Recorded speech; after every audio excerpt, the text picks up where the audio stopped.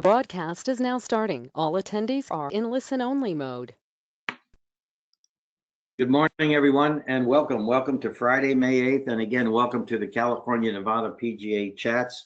We've had tremendous activity this week in the state, not only from a political sense, but also certainly from a golf sense. And for the most part, golf is occurring throughout the state of California, with one or two exceptions here or there. So we'll dive into that in great detail as we go, and that combined with rollout of phase 2 with many businesses opening today and over the weekend. So great to join our colleagues in Nevada and for the industry as a whole to be playing golf again.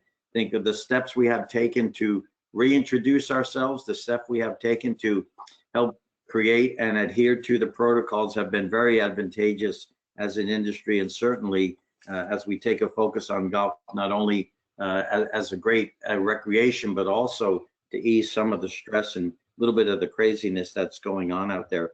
You know, and this is a big weekend with so much opening, particularly with the County of Los Angeles coming online. It's a collective focus, certainly on behavior, as we've spoken so much about how the customer is really key to our success here. Facilities have done amazing jobs in creating and implementing and going beyond the baseline protocols in terms of safety of their players and their staff and everybody that's involved. So we look forward to a great weekend. And we've got with us this morning, thank you, PGA of America Secretary John Lindert is here. PGA of America Chief Commercial Officer Jeff Price is with us, and of course Tony Rice, our lobbyist in Sacramento, and Craig Kessler, our Director of Governmental Affairs for the Southern California Golf Association. He'll be talking a lot about everything that's happened this week. And you know, with so many, a little bit on the admin side, and then we'll get to some of this later, but with so many facilities reopening, that we are planning now to just go to one chat a week. So our next will be next Friday, May 15th, as everyone heads back to work, which is great news.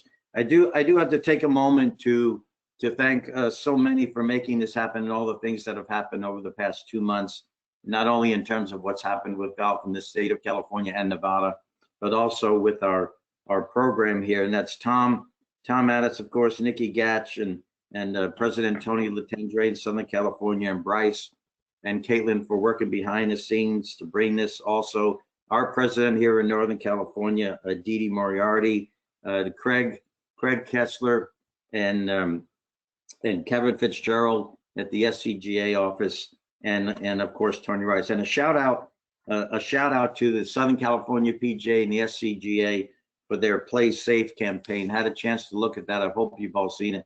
Just outstanding. So well done to everybody. And let's get to the program. So I'd like to ask for some comments for our Northern California PGA president, Didi Moriarty. Didi? Thanks, Len. Well, you know, I also wanted to say, as we start to wind these chats down a little bit, as we're all trying to get back to work, I want to thank Tom and Len for putting these together, and John, Craig, Ken, Jeff, Tony, and Nikki. Thanks so much for being on the calls, taking good care of us, giving us the right information. It's really helped a lot, and I've gotten a lot of great feedbacks from it. I will say that after sheltering in place for over 60 days, it was pretty amazing to play golf Tuesday. What a stark contrast from being in the house and walking the dog. But it was really just was the highlight of the last few months. And my only comments really today are, you know, as we're moving to phase 2, which is exciting and in some ways somewhat scary, and as more businesses and activities become open, it just occurs to me that golf should stand out, because, you know, how much safer do we feel being on a golf course with social distancing than being in a shopping mall or in some of the other places that are going to open up? So my thoughts are golf is going to be pretty safe compared to other activities, and I think golf will be a winner. So thanks, everybody. It's great to say hello, and I'll turn it back to Len. Hey, thank you, Didi. And our good friend, Tom Addis. Tom? Yeah, good morning, everyone, and thanks for being with us again, and thanks to everyone that makes these bi-weekly chats happen. As Len mentioned, we're going to Fridays only for a while. And we have to say that hopefully that won't last very long, because that will mean that everybody is full force. All golf operations, all golf facilities are full force. And we look forward to that. Didi's remarks, and you're right, golf is in a good place in the outdoor recreation part of our lives. We have a great opportunity to set an example, as we've discussed and continue to discuss, and we have a huge responsibility to do so, and to ensure that our golf courses can stay open and provide the recreation necessary for all in California and around the United States. And we can't take that lightly. We should not take it lightly, and we will not take it lightly. So everyone, please do your best to follow the guidelines, regardless of what agency that you are located, and continue to do what's best to keep golf moving and sustain what we do. And it's a huge responsibility, and we all need to take that responsibility. So Len, thanks, and look forward to the conversation today. Okay, thank you, Tom. And I'd like to now introduce and have some remarks from our PGA of America Secretary, Mr. John Linder. John, thank you for joining us one more time. Yeah, thanks, Len. Thanks, Tom. Thanks, Didi. And Nicky as well. You know, not a lot to report on. Obviously, there's some things that phase 2 of the Golf Relief Assistance Fund is going to roll out, hopefully by the end of the month. Phase 1, happy to report individuals are starting to get their money as we speak. Susie, Jim, and I have received numerous emails of thanks and gratitude from around the country from PGA members who have been able to take advantage of the Golf Relief Fund. And hopefully phase 2 will assist at an even higher level. You know, as of yesterday, I believe all 50 states are now open for golf, which is great. We're still continuing to offer education at no charge to the library through the end of June. I know some of us are getting back to work. It has been a hodgepodge. I've been on several phone calls. Illinois Governor Pritzker has rolled out a 5-step approach rather than a 3-step approach. And everybody that knows our blessed governor here in Michigan, Governor Whitmer, has rolled out a 6-step approach. A lot of confusion here in the state, and if I can give any guidance at all, it's constantly checked with local authorities. Right now in the state of Michigan, there is a groundswell to allow 2 people in a cart as long as they sign a waiver. And they're basically here in the state, they're pushing aside all recommendations from anywhere else. And they're kind of, this has created the wild, wild west in Michigan. Golf courses are open. Golf courses are allowing 2 riders in the cart with the signing of a waiver. And we're at stay-at-home order until May 28th. So it's put a lot of pressure and strain on staff. I know that speaking it firsthand. Staff doesn't really exactly know how to handle the situation. We're doing the best we can to stay safe. We're required to wear masks when we're inside our building. We do not allow members in the building at this point in time. Our range is not open, but there's a lot of pressure building up to allow all those things to open up and happen. And hopefully we'll be able to navigate it safely.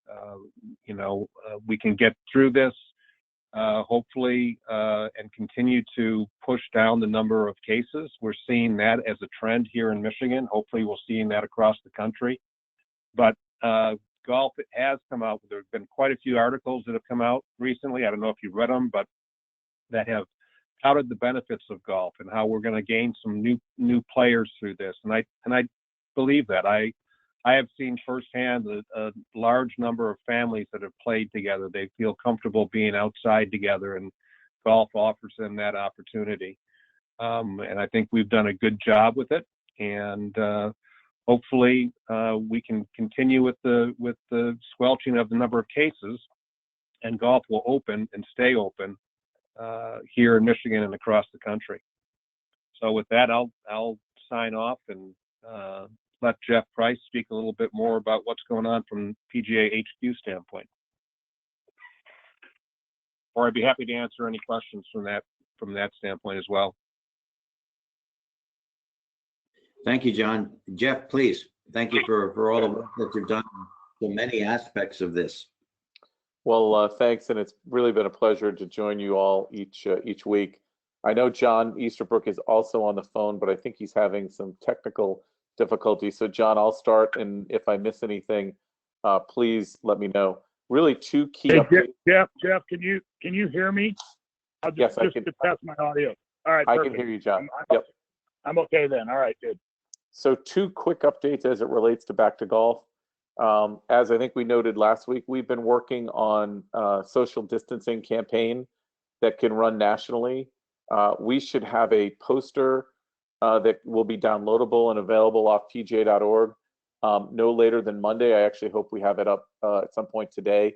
We'll let you all know when that's available. We worked with Dr. Connor and developed 9 points related to golf from a social distancing perspective and turned it into something that facilities could download just to make sure, as we said before, that folks don't get complacent. I know there's been a lot of reports of bad behavior, but what I've heard more of and what the CDC warned us about was more of people just getting complacent and comfortable in environments where they feel comfortable. And obviously golf for many and facilities is that there's a comfort level.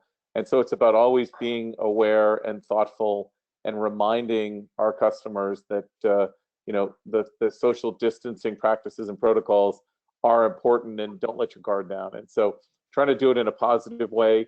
We're also working on a PSA with celebrities and tour and LPGA Tour players to help reinforce that. And we hope to have all of that active by next week as we head into what would have been PGA Championship week at Harding Park. And so there'll be about 100 hours of programming across Golf Channel, ESPN, and CBS that you will see. And we'll be promoting that social distancing as a key component of that as we move forward. One other point, just in terms of a quick plug, that we have worked with CBS that this Saturday, May 9th, we're going to be showing an hour-long program focusing on all the award winners from the PGA of America on national television. And we're really excited about that and our ability to also hopefully generate incremental funds for phase 2 for the Golf Emergency Relief Fund. So in the context of this, what would have been PGA Championship week, we want to be pushing both the Golf Emergency Relief Fund and what we're doing from a back to golf perspective. The second part, and what John and Kerry Haig and others on our team have been collaborating with the Allieds on, is really hopefully a very thoughtful plan as it relates to events and youth golf by the 3 phases, which will be the next significant addendum to the operations playbook. And I know John has gotten great feedback from the AJGA and the USGA and others who are collaborating, including all of your folks from California, in helping us to make sure that there's a framework of executing events in a responsible and thoughtful way, so that we can move through each of the 3 phases, and obviously needs to be applied to what is possible within each of your counties. As Craig said, this is very much becoming a national, John said it well, it's a global plan, but you have to think locally based on where you are and what's permissible. So again, supporting the social distancing messaging, getting that event plan together in a way that provides a framework for responsible execution of events, really all the way up to the professional level. And then I would just say that Kerry Haig and the PGA Tour are working very, very hard to come up with a testing protocol and framework by which we're very hopeful that we can conduct the PGA Championship at Harding Park at our early August dates as currently on the schedule. So John, I may have missed something. If you want to jump in, please do, but that's our update from today. Yeah, I don't have much to add. I just want to throw out a few cautionary, I'd say cautionary information. As John said, the document, that we're working on is trying to avoid, be a guide to avoid the wild west. And all of the allied document in the back to golf and the deck is health based and not economic based. And I just remind everybody that, the CDC said if it wasn't for the recreational aspects of golf, you'd be closed. And so as you work through this, use that document to, your operators when they call you on the phone, or if you are an individual operator and you're trying to figure out how to open up, your local city course or something in your local county, as John said, and Jeff both said, the local aspects are the most critical. Use the doc for what the documents in the back to golf for what it's there for. And that's really to show the authorities, your local government authorities, that there's been a collaborative, thoughtful, and most importantly, responsible methodology in getting golf as an industry back open. And it's working where people are using it correctly. What's not working is, and it's going to be interesting as you've seen some of these states that are opening back up, the CDC bases all their opinions on 14-day trends. And in, I think it was 26 states, the last 2 days have not had great trending. So it's going to be interesting to see what happens in the next 10 days. And we'll keep our eyes on it. We know the events and the junior programming are critical to you all. And I'll tell you, it's a complicated document, and there's liability issues, there's kids issues, there's all kinds of there's competition issues. I mean, think about, around just everybody's aspect of what they bring to the table. What's the definition of holing out mean, in today's environment? So, I mean, you can go down every association out there and they're going to have individual comments on the document that we're trying to put together over the weekend and into early next week. Hopefully we have it posted by Wednesday. That's on events, but because I know people are opening back up, as John Lindert said. The last thing, anytime you all can remind people to use the term responsible instead of safe, that was a recommendation of our medical expert and the CDC is in it. I would tell you, it's kind of, nobody knows what safe is yet with this virus. And so I heard it a couple times today from a few of the people that were talking before me that said, yeah, we're providing safe recommendations are safe, and it's responsible. And I think that's where the lawyers are going to go with this. It's being responsible and being thoughtful, and again, I think the collaborative nature of what we're doing helps everybody collectively, but just caution you on the terminology of safe in all of your communication. That's all I have, Jeff.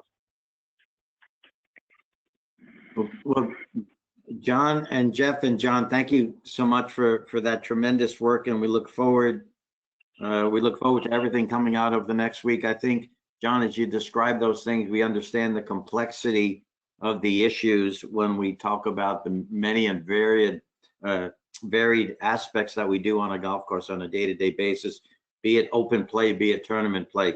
So, I'd just like to, I mentioned it earlier, but would like to say it again, having driven around and visited some of our facilities over the past couple of days, just how everyone is digging in and respecting the protocols and going beyond in the way that they do with their particular facility. I mean, it's such a wonderful thing to see, because it's about success and it's about doing this together, as everybody has mentioned. And John, as you say, let's start to use the word responsible as opposed to safe, and make our way through this. So as to the golf, just one other comment to your point.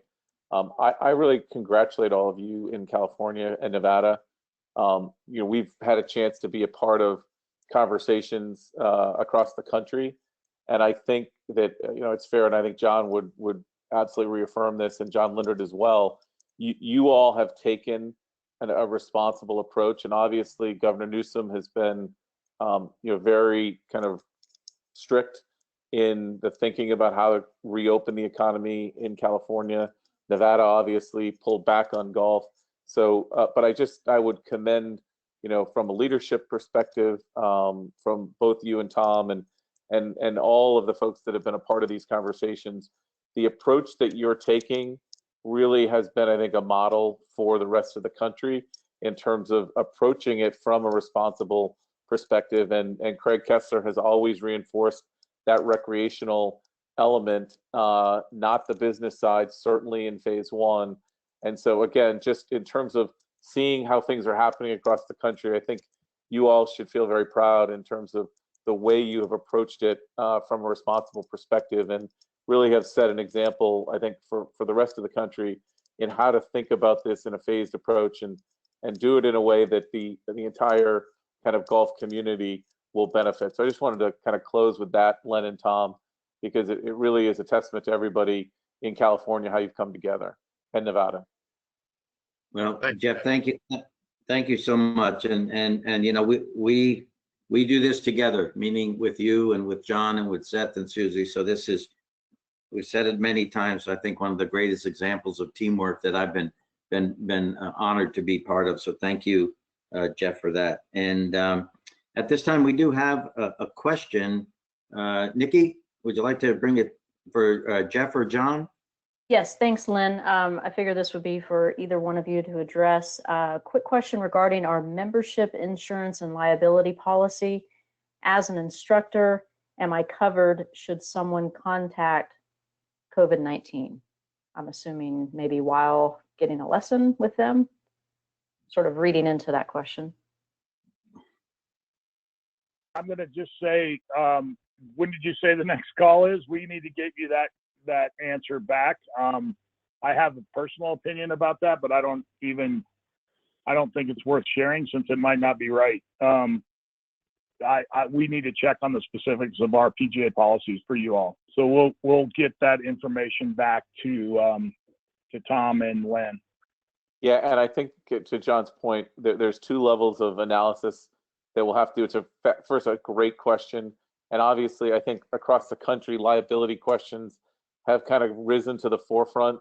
There is activity in Washington that theoretically could bring some umbrella liability protection, but that's a political fight that's being had in Washington, as I'm sure most of you have read.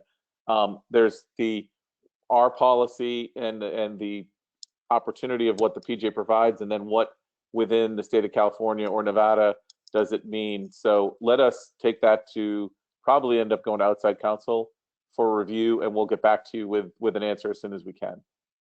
I will tell you, I can't help myself. Sorry. I will tell you, because I know you all are looking for, advice. And, I caution that this is just more me. What I've heard is, defensible position, as it relates to all of this stuff.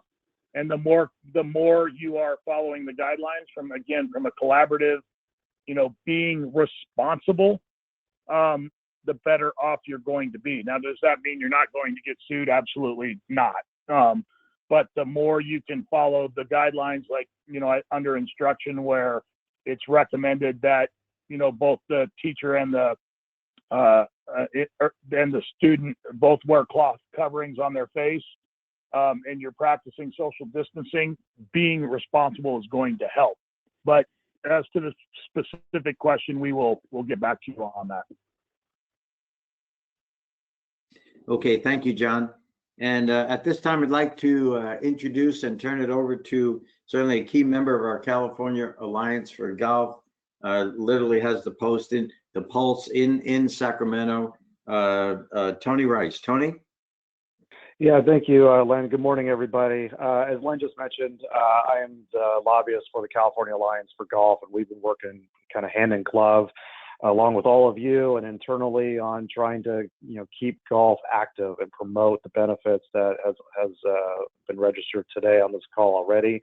And I do want to echo many of the thoughts that have already been listed, and specifically in the sense of the resilience of everybody on this call. I think everyone was very good stewards in the golf industry up and down California, whether or not their counties, there's 58 of them in California, each one has their own opinion as to the essentialness, if that is a word, of golf over the last 6 weeks or so.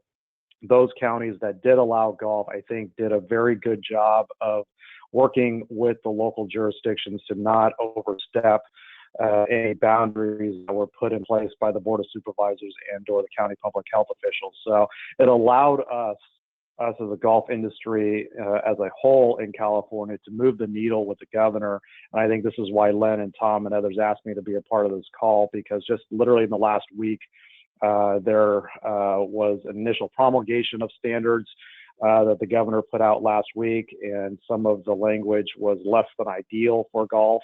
I'll let others fill in that blank, but there was an opportunity to change the governor and his team's minds as it related to that. And it was really due in large part to the collaboration between all of you and the locals, as well as just really, frankly, he being the governor was getting a ton of pushback with kind of how tight he was holding the reins in California. And it culminated with his arbitrary and capricious, as some would like to describe, his closing of just a beach in California, when just 12 hours previously he was going to close all the beaches. He picked on Orange County, and that really provided an opening for a lot of different thoughts and processes as to how fast the state can reopen, regionalism to take effect, him punting, as some would describe to locals, some self-certification as to the allowance of various industries to reopen maybe quicker than the state would like. I think if it were up to the governor in a vacuum, he would still have the state on a more complete lockdown, as was what we were all living under even 3-4 weeks ago. I think he realized that he could not do that any longer for a variety of reasons, and he moved the needle. But again, if not for the responsibility that all of you undertook to do good standards, to work with your local jurisdictions, I don't think golf would have benefited near as much as we have.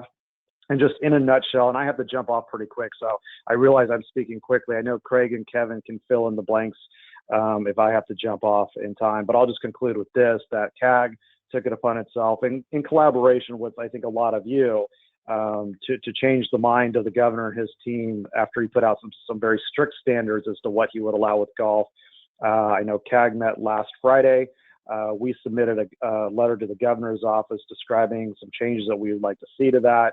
On Monday, I spoke with some members of the governor's team, and I know that they were collecting information from the various county public health officials. I know that some of them weighed in as well. So it attests to the responsible and pragmatic approach that all of you have led to this point, to where the governor reissued some new guidelines later in this week, and we think we can live with them pretty well. Right when I jumped on initially, I think Craig had a comment that many of the standards moving forward will be with the counties, and that will be true. And so even though the state will be establishing kind of the baseline again, the governor has allowed for a greater responsibility to be taken by the county should they choose. And in large, I don't know how many of you were aware, but there's a very small county in northeastern California called Modoc County. They've had 0 cases of the coronavirus. It's a very small populated county. They told the governor to pound sand last week and basically challenged him and the administration to essentially come in with National Guard if they wanted, but they opened up their one movie theater, their restaurants to dine-in capacity. So there was a pent-up demand that I think the governor realized he could not control anymore, and so he needed to move his standards and critiques of the of industries and businesses, and here we are today.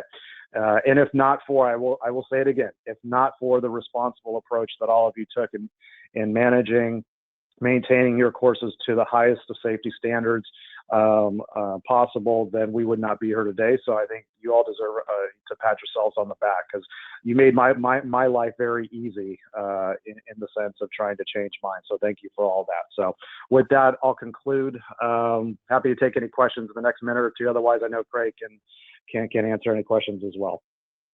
Tony, thank you so much. And we do have one question for you, Nikki.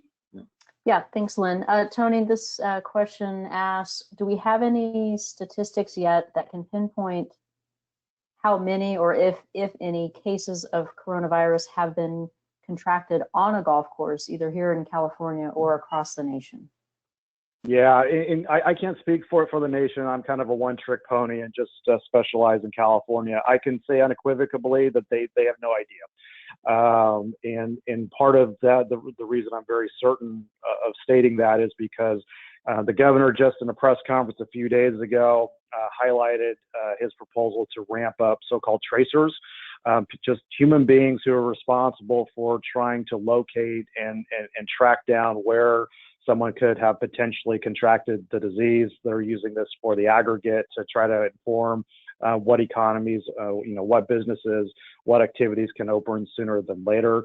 And he put into his guidelines moving forward for counties to self-certify that you have to have, I want to say 1.5 tracer per 100,000 people or something along those lines. Don't quote me on that, but they just don't know, and they're trying to track that down. And that feeds into, if you take the governor at his word, that is actually one of the fundamental cores of him establishing various phases of the economy, of reopening California, is because he wants to be able to, with more amount of certainty, kind of describe where people are getting this.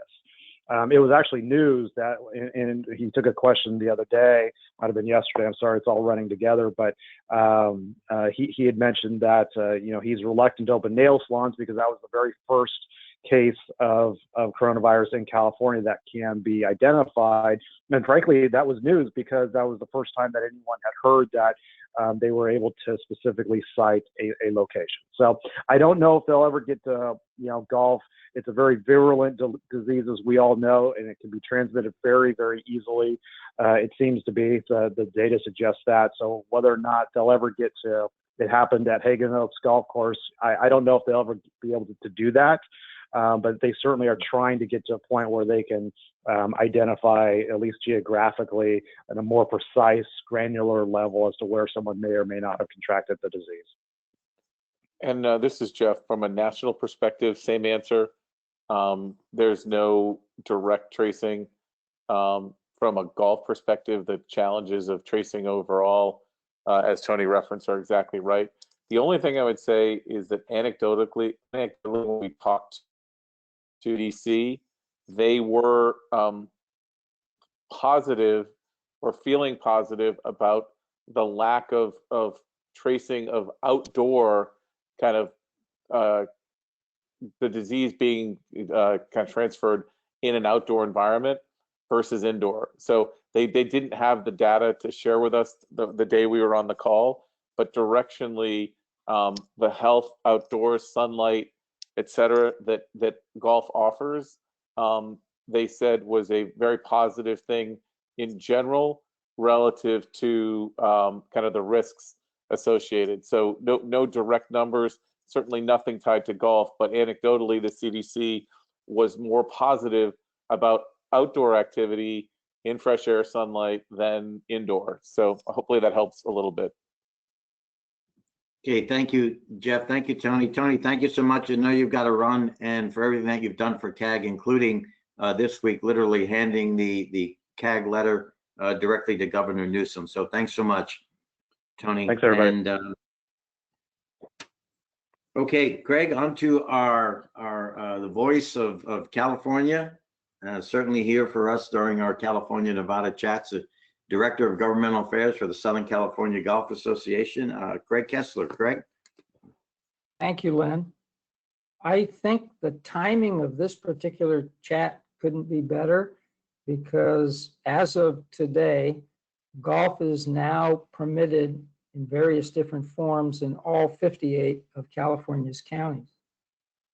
Los Angeles County was the last to come aboard, and it's coming aboard today, although a lot of the particularly public and municipal golf courses are holding off until tomorrow. They need a chance to get ready to follow all the rules that are pretty prescriptive in this county, but they're also very, very solid. It's a poignant moment because at the beginning of this pandemic, I want to remind everybody that golf made the recreational argument that it was perfectly amenable in certain forms to the social distancing and the touch control that was part of all of the orders, not just the governor's, but also the strictest of the county orders.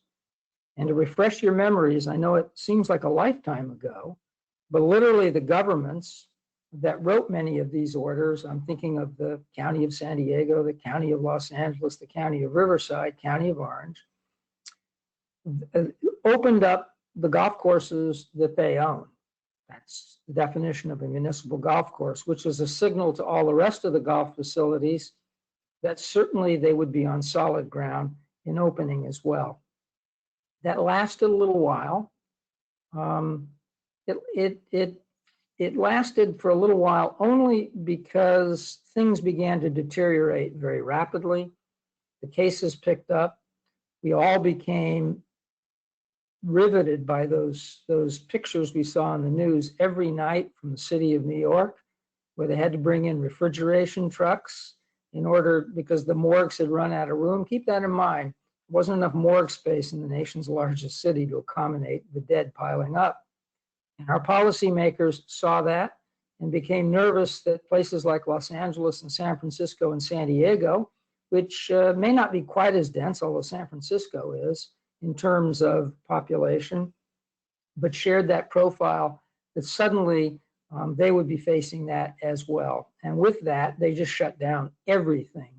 And golf made a decision at that time that it made no sense to jump into that tsunami, particularly at that time, the public opinion was running about 90% plus in favor of shutting everything down. Yes, there were some outliers, and some of them ended up on news stations, and a couple would stand out in front of government buildings and protest.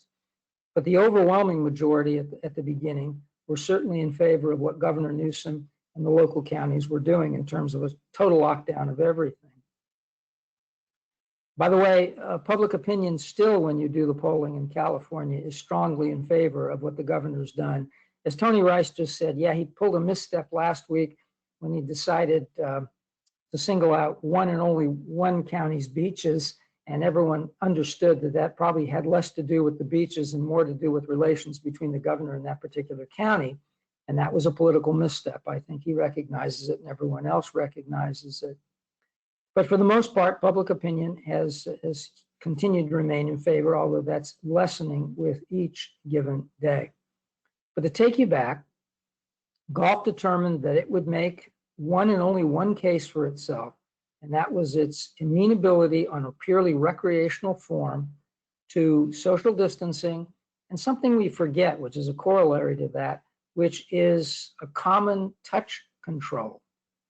In other words, golf can be played literally if you organize it the way it's being organized throughout most counties today, so that nothing is touched by anyone else is touched by a golfer in their entire experience from start to finish.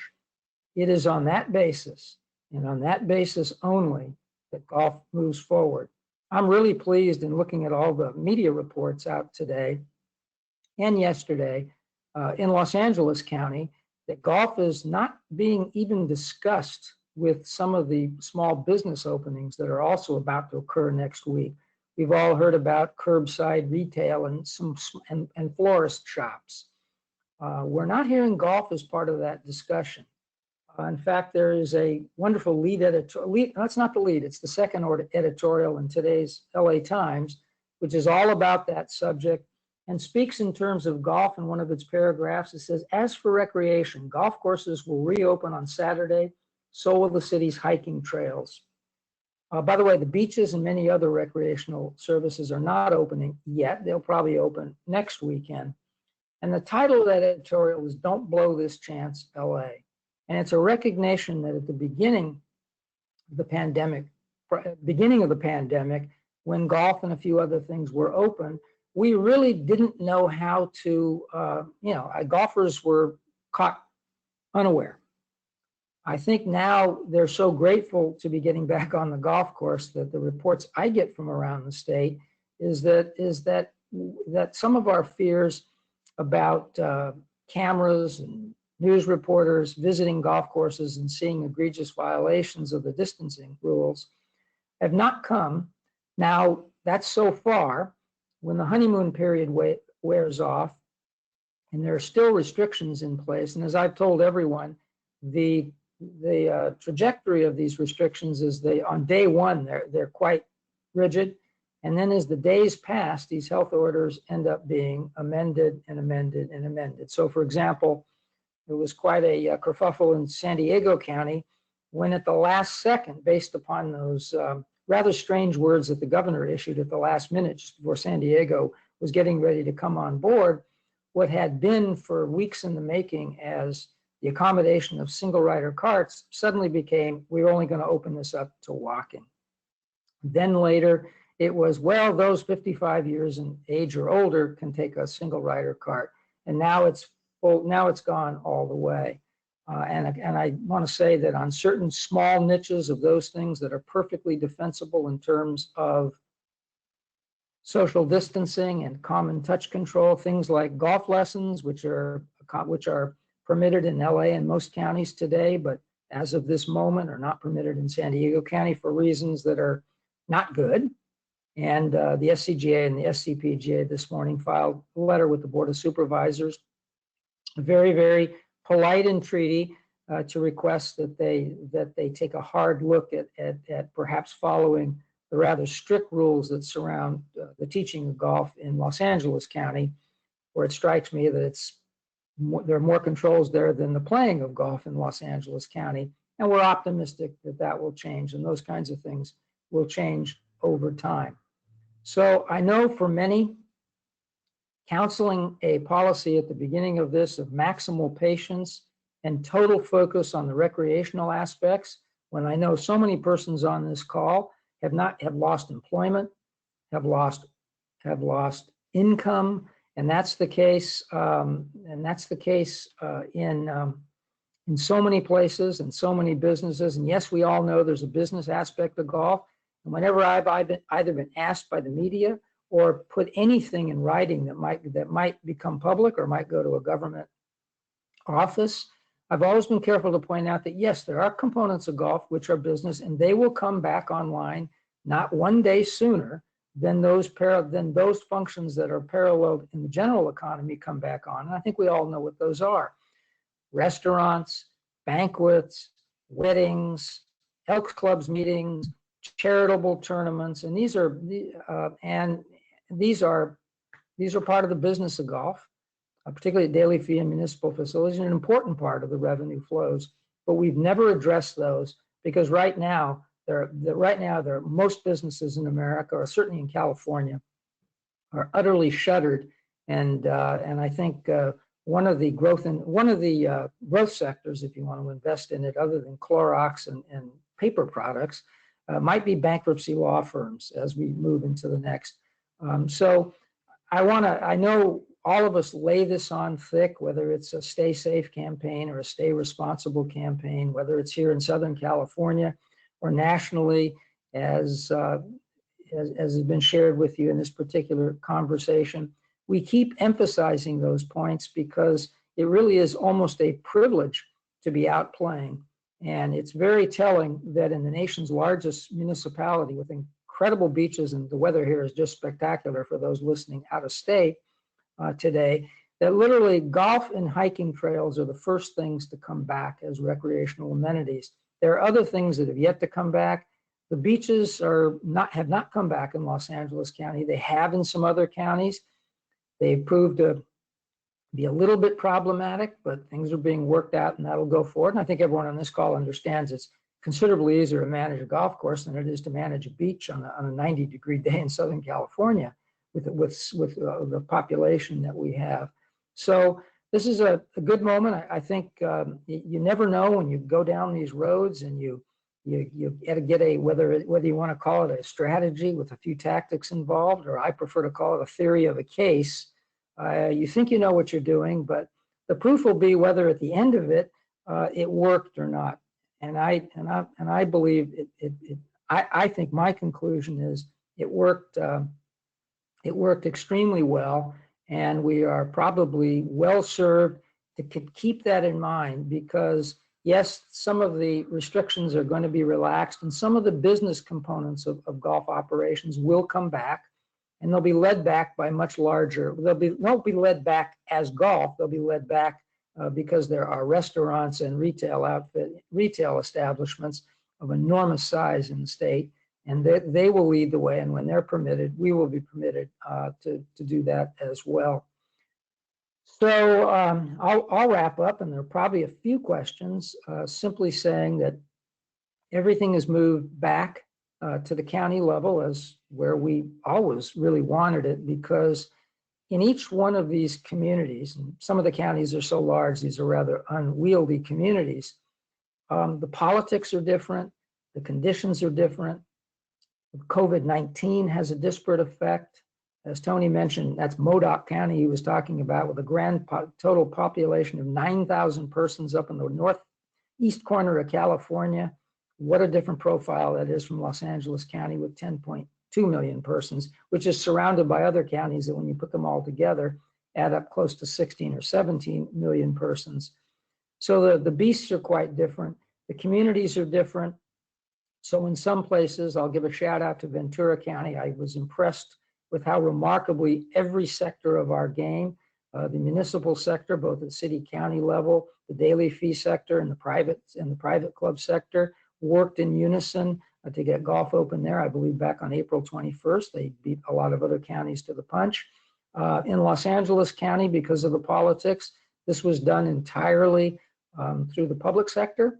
The private sector benefits because the rules that came out at the other end are, I'll issue an opinion here.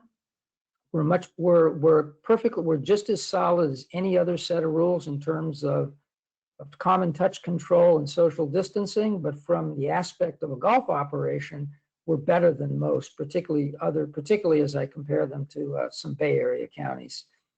So that worked there. What worked in San Diego was a different combination. What worked in Orange County is still a mystery to me, because Orange County is always a mystery to me. Always fun, always different.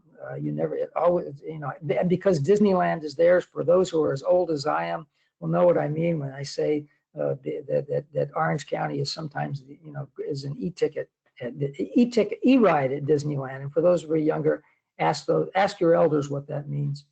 That means a lot to us. So I'm going to pass that back. I'm going to also give the same shout outs that you've heard from everybody else on this call. We do think, we've talked a lot about best practices. And I've been saying for a long time, and maybe because I deal in the political realm where there really are no it's hard to come up with their best principles, but there really are no best practices because every situation is unique. But in this case, its best practices are based upon, years of acquired wisdom, perspective, experience, those things that work and those things that don't work. It's hard to figure out what works in a pandemic when we really haven't had one of this proportion in the United States since in just a little over 100 years. And so none of us has any experience with that, and certainly the golf industry doesn't. So even though things were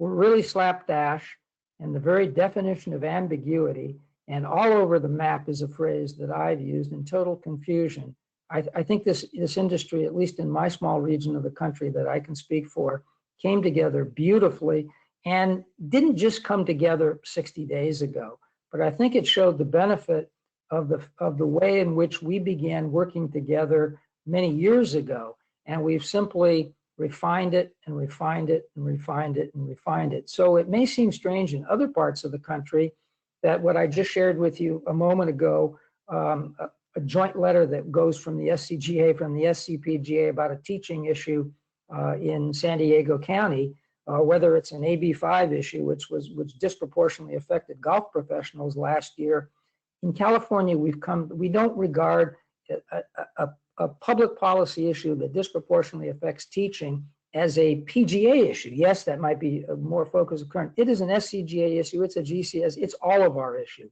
Same goes for research. Same goes for tax policy. And it doesn't matter. And certainly all of us are bound together in issues involving water, but not so, particularly its access and increasingly its price. So my hat is off as the person sometimes who's the focus of a lot of push and pull from so many different sectors and so many different interests, and asked to make sense of sometimes things that don't make sense. I just want to thank everyone for your patience, and particularly thank you for the wisdom you've all demonstrated in recognizing that we stand as one. You know, or I'm just going to finish with the famous Ben Franklin quote that we always love to cite, and coming out of the after the signing of the Declaration of Independence, the gentleman, and I'm sorry for women on the call, that in 1776 it was gentlemen, I highly recommend that we hang together, or surely we will all hang separately. And he meant that literally. And that's a good thing to remember moving forward, particularly when you end up with a crisis like that. So Len, Tom, everyone else on the call, thank you. And I will now finish my filibuster. And if there are any questions, I would be delighted to try to answer them. Thanks, Craig. It's Nicky. We have just a couple, and one I tried to respond back to the person who answered the question. Just want to confirm. He said, Craig, did you just say that golf instruction is now allowed in LA County? The way I understand it is that private instruction is allowed as long as student and instructor wear a mask. And at this point, no group instruction, which would be 2 students or more, is allowed. Can you confirm that, please? You got it exactly. So it's private instruction. Obviously, there's no group instruction because there's no group activities. And then if you're citing, and then just the general rules on social distancing on the driving range come into play. Although it doesn't separately address it, I think that it's also implicit in that is that some of the technological tools that have become standard practice, really good practice in the teaching of golf, are probably prescribed by that. It doesn't address it specifically, but I think when you look at it, and that's in essence, that's going to be the ask in San Diego, is to sort of begin duplicating that. I think as time goes by, what starts today might be loosened over time, and that will much of that always depends upon the COVID-19 cases, whether they're going up, whether they're going down, and those kinds of things. But yes, you recited it perfectly. You must have had the text in front of you. I've been listening to you, Craig. Thank you. We have a couple more. Not sure if you can answer this or not, but do you know if any staff members or employees at recently opened golf courses have been infected by COVID-19? No, not a clue. And I think that's the answer you're going to get everywhere. And one of the insidious things about this particular virus is that it is so easily transmittable, and so to find the origin of where it's transmitted is an extraordinarily difficult task. Yeah. So we have no clue. I mean, epidemiologists will study all this for years, and eventually, long after we have, I hope, a vaccine, we'll be able to answer questions like that, but they're just not answerable. Right. Now. Okay. Another question regarding instruction. This one coming from one of the members in Northern California section. Any idea or indication when the restriction on instruction in Northern California would be lifted? That's going to be a county by county thing, and so I have no idea. I would encourage the golf communities in those counties to do what I have found to be the most effective thing, and for obvious reasons, while I've had a lot of connection with I've been contacted by a lot of clubs in northern counties, but I don't have the long-standing relationships politically or bureaucratically in those counties for obvious reasons. So it's hard for me to guide them, but I would say a good principle is put every aspect of your community together, public, private, daily fee, particularly municipal, because they tend to have an in to the county governments that the private sector does not have. And then make your case, but always keep in mind, make your case purely in terms of its amenability to those two factors that are allowing us to play golf, any amount of golf right now, and that is strict social distancing and strict common touch control. If you can make that case in that way, you stand a good chance to sustain that case. Once you lean over at any point, and it appears that the ask has to do with what we know is obvious, that's how you make a living, you're probably going to lose that argument. So I want you to win that argument, and that's why I say that, not because I diminish the central importance of those things about the game and industry of golf that are revenue sources, but because I want you to have the fastest track to that revenue source, and I know it's through an exclusive focus on recreation. Okay, thanks, Craig. One more here, and I'm not sure if this is applicable now that all 58 counties are allowing golf, but the question was, do you foresee any guidelines on restricting golfers to visiting golf facilities only within their own counties? I've seen that in some northern counties that opened up. I've not seen it at all in any in any of the 10 Southern California counties. I do know, because Ventura was clearly going to be first in Southern California, and because it shares a border, it's contiguous with Los Angeles County, and they knew in the third week of April that LA County was some time away from reopening golf. They were a little worried about the flood, and I know the golf community kind of made that recommendation so that they wouldn't be totally overwhelmed. That recommendation was ultimately, we believe, was turned down by county council. So it didn't, and they threw up a couple of things that the golf community didn't recommend, and then eliminated something. So I suspect that that was, I think it has something to do with traveling, but it may have also been sort of the instinct of the Ventura golf community that if for example, if Santa Cruz is open but Santa Clara is not, people could come over Highway 17 and flood, a grouping of golf courses that have evolved over the years to accommodate a small population, and suddenly, California's third largest city, all the golfers flood over and decide to overload you. So that's the best answer I can give, and I guess that was a long way of saying I think that'll come off, but I don't know. Okay. And then two final questions are from two separate members, but very similar with regards to Ventura County on the cart restrictions. Any indication or insight as to when single rider carts would be allowed in Ventura County? I do know that the county just issued something, because I got an email from one of the while I'm talking, from one of the GMs in Ventura County. He just passed it along and with an indicator that he hadn't had a chance to read it yet, and neither have I. I'm hopeful when I open it up that there is that adjustment, and that they're following, they're realizing that if the big behemoth to their east, Los Angeles, can do that, then they certainly can as well. But I'll know when I open it up. But I do think it's one of those things that now I think it's probably an ask that is going to be considered very reasonable, and that may be the thing that comes back next. Okay, thanks, Craig. That's all the questions that were submitted. Thank you. Okay, thank you, Nikki. Thank you, Craig.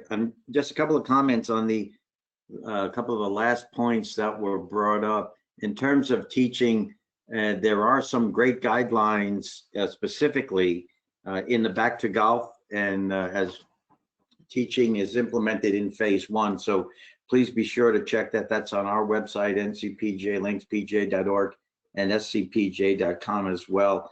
Happy to send those to you individually.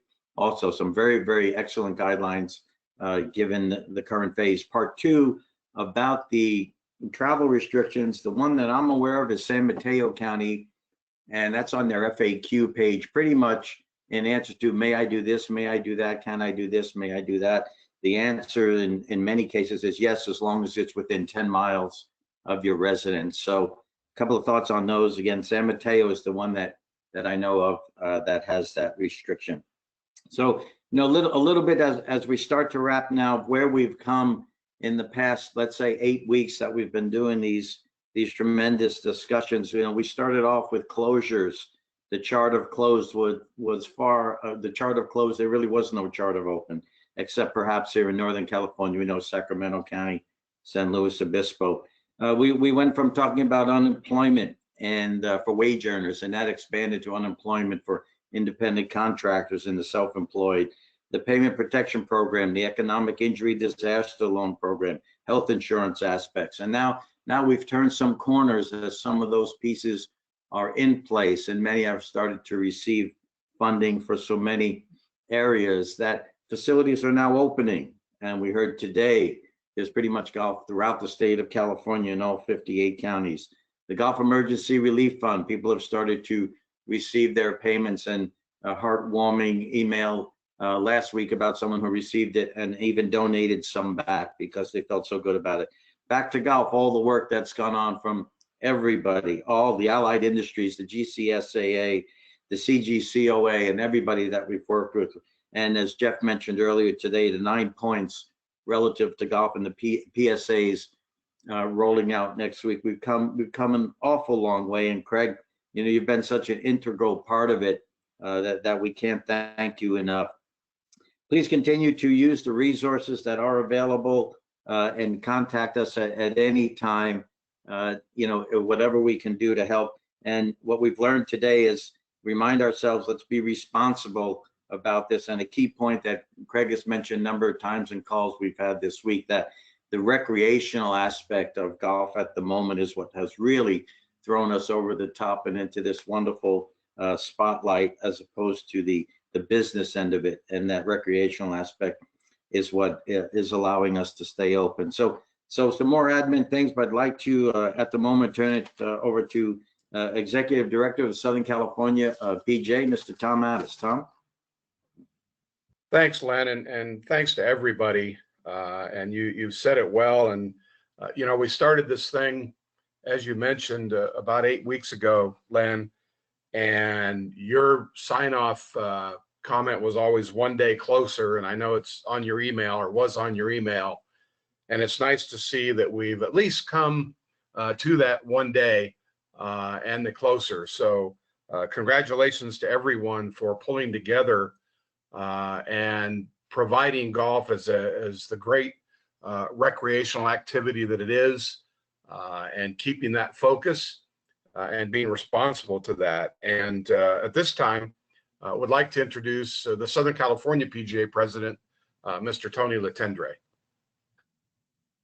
Good morning, everybody. And again, thanks for all the time and dedication to this. It's nice to see, as much as we always drive participation, it's nice to see the participation on this one has gone down, because that means people are working, people are busy, they're getting back to their normal lives, which is exactly what we wanted. I think Len and Tom have covered all the thank yous. I'd like to just say a nice special thank you to them. And both the staffs at both the Northern Cal PGA section office and the Southern Cal PGA section office for everything that you guys have done in putting these together and keeping these calls going. This was the brainchild of Mr. Addis and Mr. Dumas, and thank you so much, gentlemen, for taking care of that and keeping us all informed. You guys are owed a large debt of gratitude for putting that together and having this vision to keep everybody informed. So a huge thank you to you guys. And of course, everybody else who's already been thanked. So thanks for the opportunity to say something and continue these going, and we'll look forward to cutting this down one a week next week. Okay, thank you, Tony, and everyone, thank you for joining us today. The weather here in Solano County is absolutely gorgeous. I have a sense it's probably just as gorgeous throughout the state of California, which matches our current mood and all the excitement happening around our industry and so many positive things going. As Tony mentioned at the end, we now will go to Fridays. So our next chat will be next Friday. at 10 a.m. And we're probably one of the few or businesses, if you will, at the moment, hoping to put ourselves off the air, because that means we're really back to doing what we're doing. So congratulations, everybody. Stay in touch. We'll get to the questions we didn't get to. Please be safe. Please be responsible over the weekend, and we'll talk next week. Thank you so much.